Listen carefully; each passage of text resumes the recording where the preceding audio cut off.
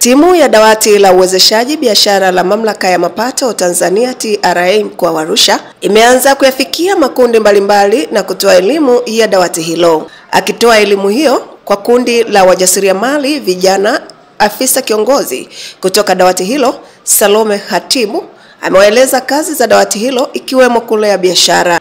Kwa majina naitwa Salome Hatibu, ni afisa mwandamizi wa Mamlaka ya Mapato Tanzania. Niko mkoa wa Arusha na tokea kitengo cha elimu na mawasiliano kwa mlipa kodi. Lakini kwa hapa nimekuja kwa sababu ndiye team leader wa dawati la uwezeshaji wafanyabiashara. Ni kwa briefing ambayo nimeipata kutoka kwa Shabani na kutokana na maoni na mapendekezo ambayo yalipendekezwa, maana yake na matarajio makubwa pia kusikia kuhusiana na dawati, si ndio? Kwa mfano kama polisi, wao wana dawati ambalo dawati kazi yake ni kuweza kusikiliza kero, lakini pia kutatua baadhi ya changamoto ambazo sio lazima zifike kwa level ya mahakamani.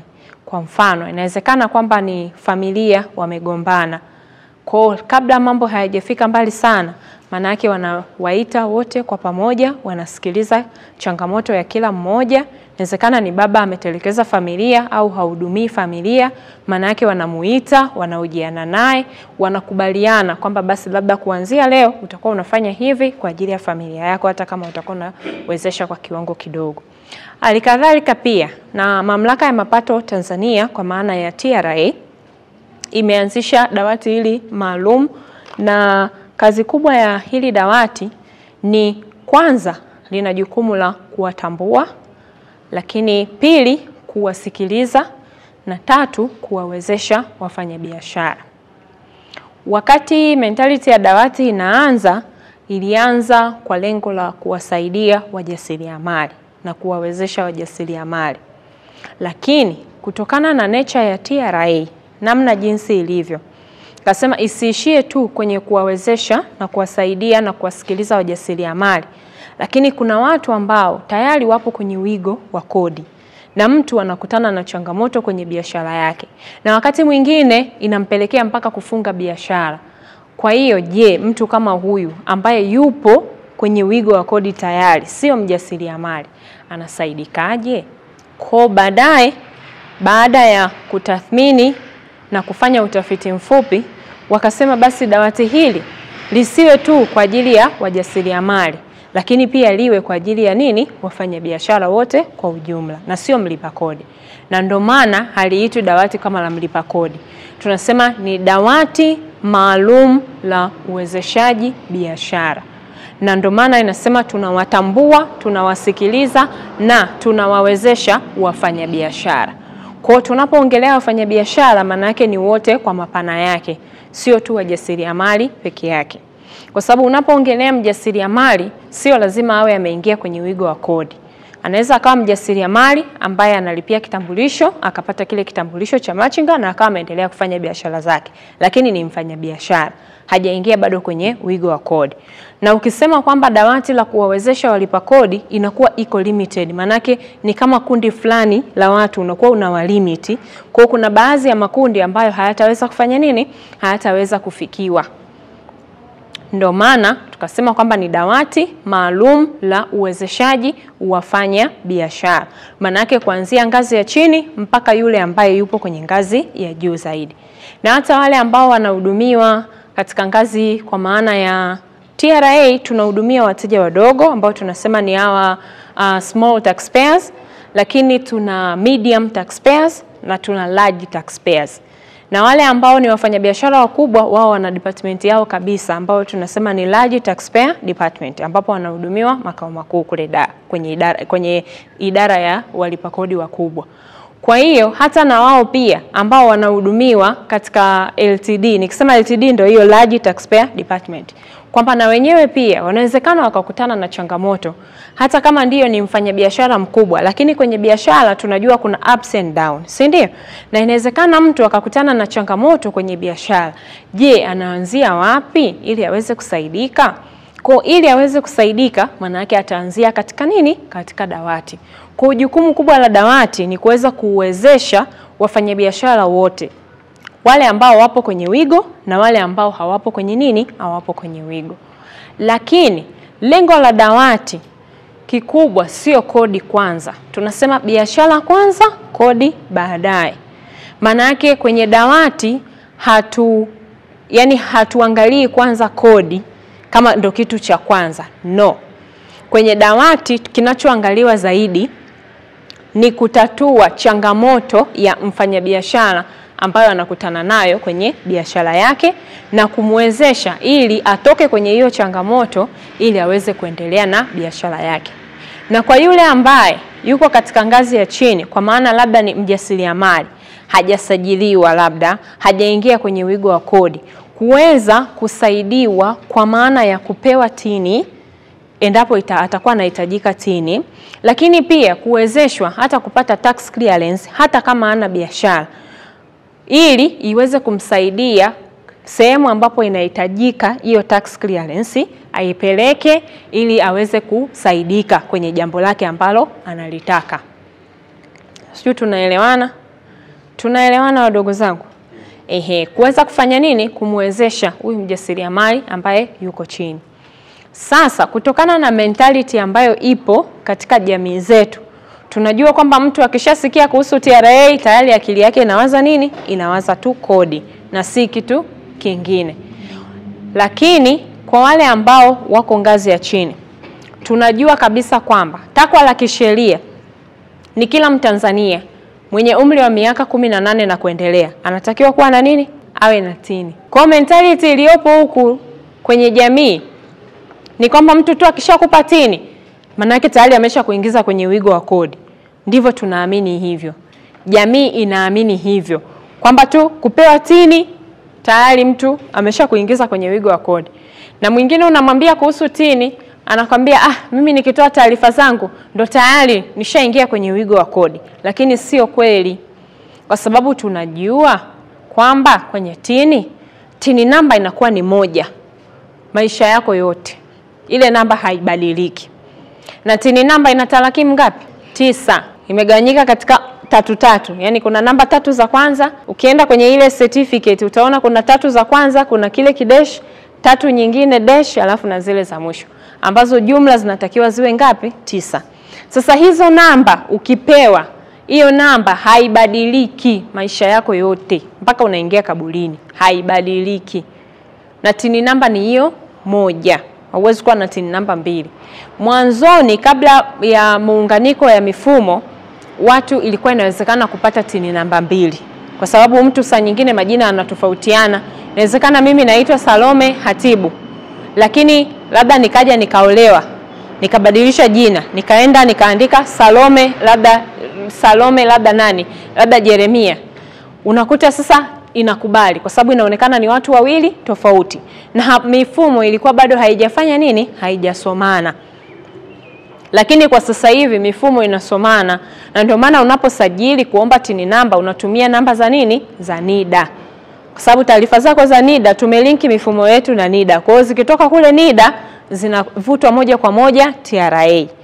Na ikatokea kwamba mtu hana tini. Je, maana yake kwamba amini hana namba ya NIDA, maana yake je hawezi kupata tini? Jibu ni hapana. Hata kama hauna NIDA, tini unaweza kupata. Je, unaipataje? Tini unaipata kwa kwenda ofisi ya serikali ya mtaa ya mahali ambapo unaishi, wakuandikie barua ya kukutambulisha, unakuja nayo kwenye ofisi ya TRA. Pale utapigwa picha pamoja na kuchukuliwa nini? Fingerprint. Ukishachukuliwa picha na fingerprint vikiingia kwenye mfumo, maana yake wewe siku nyingine ukija, hata kama bado haujapata NIDA, ukisema kwamba unataka tini, ikatokea umebadilisha jina, maana yake wakati wa kuchukua fingerprint itakukamata kwa sababu itasema tayari unafanya nini? Vidole vina exist. So unajua fingerprint huwa haibadilikage. Kwa maana yake wewe utakamatwa. Kwa ndo kwa mfumo huo inakuwa ni ngumu kupata tini namba 2 kwa mtu mmoja. Kwa hiyo tini namba kwa maana ya kwa hawa watu wajasiriamali wadogo wadogo, kwa sababu ili uweze kumsikiliza mtu na kutatua changamoto yake, ni lazima ufanye nini? Umtambue kwanza. Ukishamtambua, ujue shida yake ni nini, ujue changamoto yake ni nini, alafu kutokea hapo ndo uweze kufanya nini? Kumwezesha na kumsikiliza na kutatua changamoto yake. Sasa hapo kwenye kutambua ndo hiyo kwamba tunasema wengine wanatakiwa kuwa na nini? Kuwa na TIN namba. Japo wakati tunawaendea au sema wafanyabiashara, kwa sababu tumesema tunadili kuanzia na ngazi ya chini, na dawati hili litafanya kazi kwa karibu zaidi na watu wa maendeleo ya jamii, na ndio maana tunashirikiana pia na watu wa maendeleo ya jamii, jinsia, wanawake na makundi maalum. Lengo ni ili kwamba hawa watu wa ngazi ya chini, wakiwemo machinga, watu wa bajaji, watu wa bodaboda, mamalishe, babalishe, wasusi, wanaanzia kule kutoka kwenye maendeleo ya jamii, wanasajiliwa kule. Kwa maana yake hata na sisi pia taarifa zao tutazipata kule, kujua kwamba kuna hili kundi ambao hawa ni wa machinga, wanataka kufanya kitu hichi au wanataka kwenda kuchukua mikopo ili kwamba waweze kufanya biashara. Kwa maana yake kupitia maendeleo ya jamii tutavitambua vikundi vyao. Tukisha vitambua, sasa ndo tutakaa nao tuwape elimu kwamba mmechukua mkopo, mnataka kwenda kufanya biashara. Okay, ni aina gani ya biashara mnaenda kufanya? Mnatarajia nini kutoka kwenye hiyo biashara? Kwa baada ya kukaa nao na kuwasikiliza na kujua kwamba huo mkopo wana plan gani nao, maana yake kutokea hapo ndo tunaweza tukawashauri, tunaweza sasa tukawaelekeza kwamba labda kutokana na huu mkopo, hii biashara ambayo mnaenda kufanya, mnaweza mstoboy, mkashindwa kulipa kwa sababu hata ule mkopo una marejesho, si ndio? Kwamba ili sasa msije mkashindwa kwenye kufanya marejesho, basi labda hebu mngefanya hivi au mngejaribu kufanya hivi, au kama mnafanya basi mfanye kwa modality hii hapa ili muweze kukua, kwa sababu pia lengo ni kuhakikisha hawa waliopo chini wanafika ngazi ya juu na biashara zao zinafanya nini? Zinakuwa. Yaani mtu kama amepewa mkopo na halmashauri ili aweze kuendeleza biashara yake, isifike mahali mtu ndani ya miaka mitatu yote yuko pale pale hajakuwa. Kwa sisi ili dawati kazi yake ni kumshauri pia mteja, kumshauri mfanyabiashara kwamba pita hapa, fanya hichi ili uweze kufika mahali fulani. Ndio lengo kubwa la hili dawati. Na tunaposema kuwawezesha sio kwa kuwapa hela mkononi. TRA hatutoi hela, ila kuwawezesha kwetu ni hiyo kwa kushirikisha na baadhi ya taasisi nyingine, kwa mfano kama watu wa maendeleo ya jamii. Lakini pia mtu amekuja kwetu anataka mkopo, labda anataka tax clearance na hana biashara, tunamsaidiaje ili apate tax clearance, aende akachukue mkopo benki ili aweze kukuza biashara yake? Kwa ndo kazi ya dawati inaanzia hapo. Tumeelewana? Kwa TRA hatutoi hela kumpa mfanyabiashara, lakini tunamuasisti, inategemea sasa anahitaji msaada wa namna gani katika kumshauri ili aweze kufikia malengo yake na ndoto zake. Kwa kwenye dawati tunasema biashara kwanza, kodi baadaye. Kwamba tutakuasisti wewe, endelea, nenda kafanye, hatukutozi kodi kwa hao ambao wako ngazi ya chini. Nenda kafanye biashara yako. Siku umekuwa, umesogea, ukafikia vile viwango kwamba sasa umekuwa mkubwa, una mauzo milioni 10, hauwezi kuacha kulipa kodi ya serikali, kwa sababu tunajua kwamba dawati sio mbadala wa sheria. Sheria ziko pale pale. Kwa kama mtu ana mauzo milioni 10, haimaanishi kwa sababu amehudumiwa kwenye dawati ndo asilipe kodi. Si ndio? Kwa sababu sheria ziko pale pale na sheria zinafuata mkondo wake. Si ndio? Kwa sababu hata kwenye dawati la polisi, wewe umemuua mke wako, hata kama ulianzia kwenye ngazi ya dawati, mlikuwa na ugomvi, ukapelekwa kwenye dawati, mkasuluhishwa, mkarudi nyumbani, siku ukapata hasira ukamuua mke wako, utakamatwa hautakamatwa? Kwa hata na TRA ukahudumiwa kwenye dawati, ukafika kiwango cha kulipa kodi, kwamba sasa una mauzo ambayo yanastahili kukufanya wewe ulipe kodi, maana yake utatakiwa kufanya nini? Utasajiliwa na utalipa kodi ya serikali. Kwa dawati sio mbadala pia wa sheria, kwamba sheria na taratibu ziko pale pale, isipokuwa dawati linakufanya uwe karibu zaidi na TRA kwa lengo la kupata huduma kwa ukaribu zaidi na kutatuliwa nini? Changamoto zako. Dawati hili lipo kwa ofisi yoyote ile ya TRA. TRA tuna ofisi kwa ngazi ya mkoa, TRA tuna ofisi kwa ngazi ya wilaya, TRA tuna ofisi kwa maana ya kwa ngazi ya kituo cha huduma kwa mlipa kodi. Kwa hiyo kwa ngazi ya mkoa kuna mtu mwakilishi ambaye yupo pamoja na kiongozi wa hilo dawati ambaye tunasema kuna team leader na afisa wa dawati. Lakini pia kwa ngazi ya wilaya ukienda yupo mtu kwa ajili ya dawati. Lakini pia ukienda kwa ngazi ya kituo cha huduma, nikisema kituo cha huduma ni kama vile pale Mbauda. Mbauda ile sio wilaya. Ngalamtoni sio wilaya. Kuna ofisi Mtoa Mbu sio wilaya. Vile vyote ni kituo cha nini? Cha huduma kwa mlipa kodi. Hata Longido hatuna wilaya ya kikodi. Tuna ofisi ambayo tunasema ni kituo cha huduma kwa nani? Kwa mlipa kodi. Kwa hiyo ukienda ofisi yoyote ya TRA kuna mwakilishi wa dawati. Iwe ni ngazi ya wilaya, iwe ni ngazi ya mkoa, iwe ni ngazi ya kituo cha kutolea huduma kwa mlipa kodi. Na tunaposema dawati, dawati sio hivi, yani meza kama hii, hapana. Dawati ni mtu, si ndio?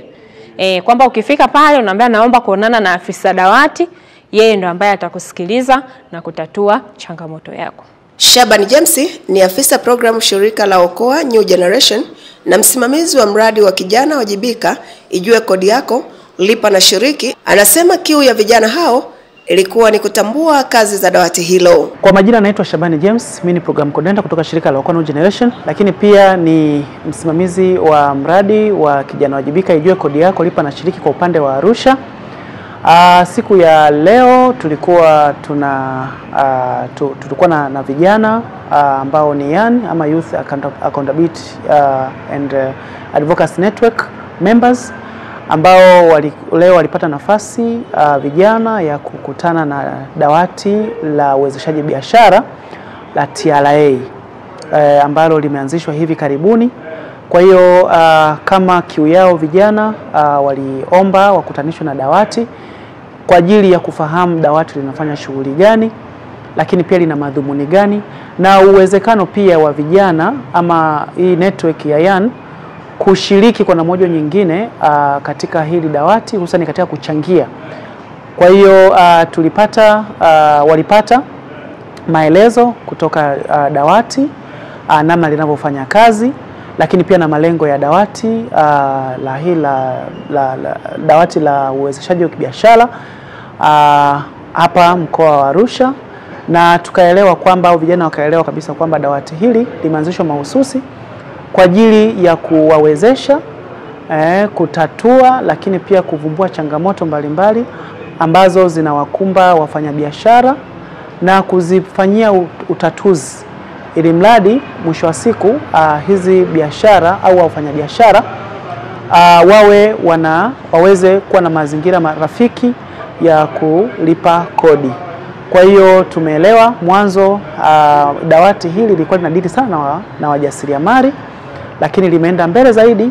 Sasa hivi linadili na wafanyabiashara, kuanzia wale biashara wadogo, wafanyabiashara wa kati na wafanyabiashara wakubwa.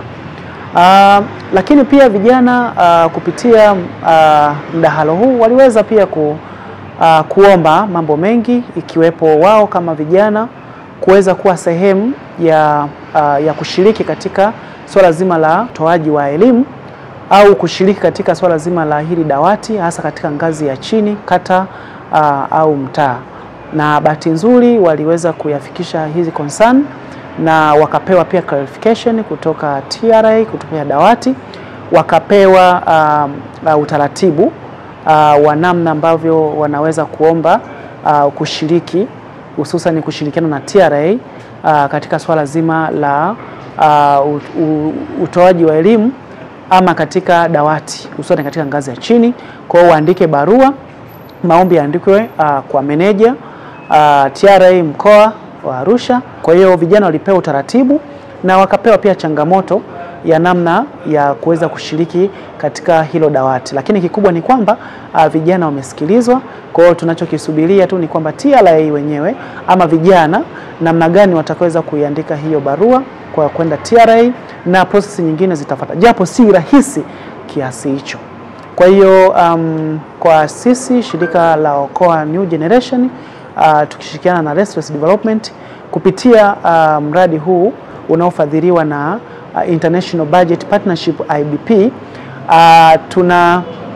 Tunawapa pongezi sana TRA, lakini pia na vijana kwa namna moja nyingine kuwa wakomavu, lakini pia kushiriki katika ku raise their concern, lakini pia na kufikisha mawazo ya wananchi ambao wanakutana changamoto mbalimbali hususan katika swala la kodi.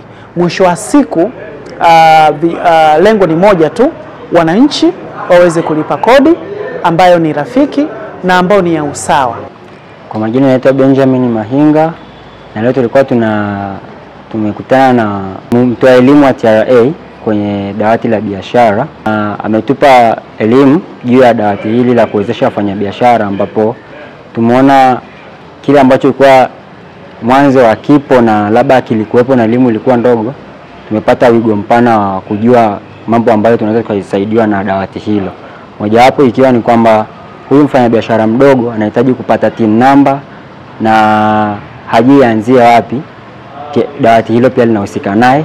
Pia kama mfanyabiashara huyu mdogo anataka kuchukua mkopo kwenye taasisi za kifedha ikiwemo benki, wenyewe watahusika kutoa tax clearance, ambapo watakuwa wametoa kizuizi chochote cha mfanyabiashara huyu mdogo kuelekea kwenye malengo yake ya kukuza biashara. Hapo TRA watakuwa wamejitoa, hawata tena kuonekana kwamba wameleta kizuizi, wamekuwa ndo kizuizi cha mfanyabiashara huyu kuendelea. Zaidi kabisa, dawati hili ndio pia kusikiliza kero mbalimbali. Kama mtu huyu atakuwa biashara yake imepata hasara, anahitaji kukadiriwa kodi ya chini na vitu vya kama hivyo.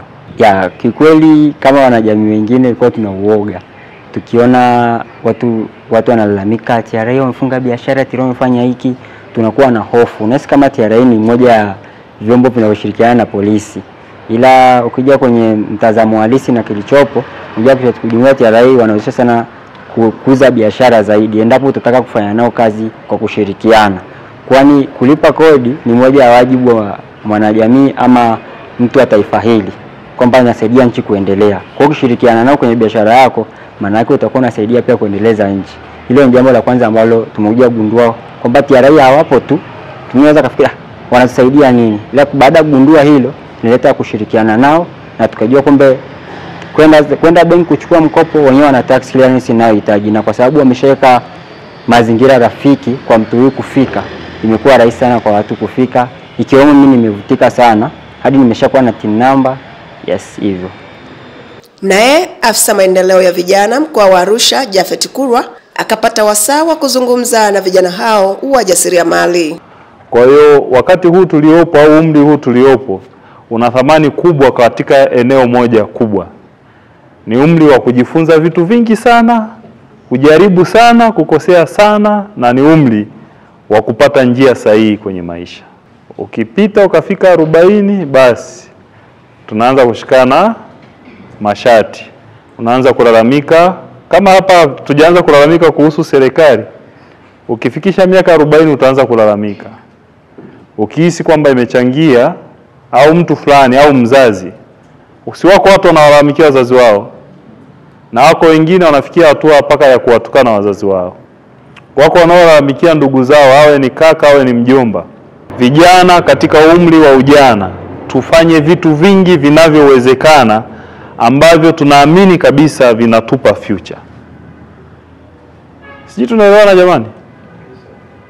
Fanya vitu kadiri inavyowezekana, ili mradi upate njia sahihi ya kusimama kwenye maisha. Usipofanya leo utafanya lini? Kwa hiyo umri ni wa kuwaza vitu katika parameta zote. Kwenye mahusiano lazima uwaze. Lazima uwe na mahusiano ya faida. Kwa sababu unaandaa mke, unaandaa mume kama hujaoa au hujaolewa. Hauwezi kuwa kwenye mahusiano just upo kwa sababu unatakiwa kuwa kwenye mahusiano. Bahati nzuri wanawake wao wanafanya vizuri sana kwenye hili eneo. Wanafanya vizuri kwa maana ya kufikiri kwa mapana kwenye mahusiano mnayoingia. Ukichukua mtoto wa kike au kijana wa miaka 23 na kijana wa miaka 20, wa kiume na wa kike, hawa ni watu wenye mitazamo miwili tofauti kabisa. Mwanamke anawaza mbele zaidi kuliko mwanaume. Kwa hata kwenye mahusiano ambayo msichana wa miaka 23 anaingia ni tofauti na mahusiano ya kijana wa miaka 23 anayoingia. Hapa ni muda ambao ameshaanza kufikiria kwamba kesho itakuwaje. Huyu mtu nakuwa naye kuna future au nakuwa naye tu kwa sababu hiyo? Na akiwa na wewe lazima awe na mpango mkakati. Kama hakuna future kuishi naye, ni nini nakipata kutoka kwake? Mwanaume hatuko hivyo. Umeona pisi kali unazama. Kizama leo na kesho vimeshindikana, unapita hivi. Ukija kwenye masuala ya imani the same. Ukija kwenye masuala ya uchumi pia.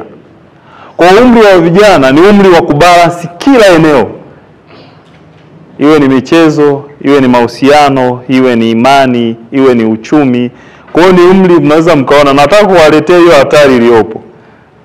Kwa hiyo ni umri ambao ukicheza vibaya wanasema majuto nini? Uzeeni, au finali uzeeni. Kwa mistake unayoifanya hapo unakuja kukutana nayo baadaye. Kwa kila opportunity unayoipata na kwenye maeneo hayo yote niliyoyasema, hebu angalia unaitumia vizuri. Kama ni network ifanye vya kutosha, kama ni mahusiano yafanye mahusiano ambayo ni safi, ambayo hautakuwa kwenye hatari ya kupata maambukizi au kupata changamoto zozote zinazohusiana na mahusiano ya kimapenzi. Kama ni masuala ya uchumi, epuka hasara zisizokuwa za lazima, matumizi na nidhamu nzuri ya pesa. Kama ni network, unakuwa na network ambayo ina faida. Sio umejaza phone book kwa watu ambao hawana impact. Yaani unao tu mna chat, mna share, fulani kafanya hivi, wadudu wamekuwa hivi, sijui hiki kimekuwa hivi. So what? Sijui tunaelewana. Kwa lazima kwenye simu, mahusiano ya watu ulionao, watu unaowasiliana nao, lazima wawe ni watu ambao wana add value kwako. Yaani una exploit kutoka kwao. Wasio watu ambao hawana tija kabisa.